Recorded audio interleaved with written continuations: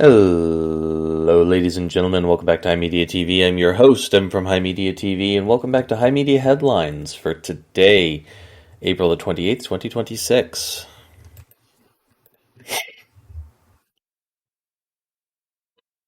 Yeah. Um,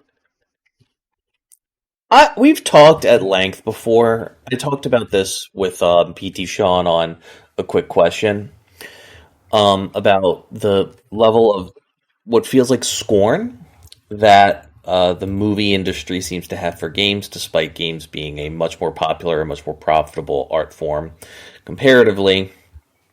Um, Apparently, the Paramount in development Call of Duty movie being directed by Peter Berg, one of the guys the studios call when it's time to portray the U.S. military as big screen heroes, it is one of those people that very much is not doesn't think highly of video games. He last time Call of Duty came up in his presence before he got cut a big check to talk about it, he made it clear that video games are a waste of time and that those that play them are often pathetic and weak. That is according to a 2013 interview he did with Esquire. In a Q&A style interview, Esquire's Julian Saccon picked Brainsburg about masculinity, sports, video games, and at the time he was promoting his Navy SEALs movie Lone Survivor, which had just released Battleship the previous year. When military games and Call of Duty came up, Berg didn't hold back. As a guy who became a public advocate of American manhood, what's your take on war video games? Berg says, pathetic, pathetic, keyboard courage, can't stand it. The only people that I give a Call of Duty get out of jail free card is the military. They're out there serving and they're bored and they want to return. There's some fine. Okay, maybe. Kids? Interviewer. Navy SEALs have a standing invitation to your house in Montana and you spent a lot of time with them. Do they play those games? Berg says, some of them do, but I tell them it's pathetic. I think anyone that sits around playing video games for 4 hours, it's weak. Get out and do something. Now,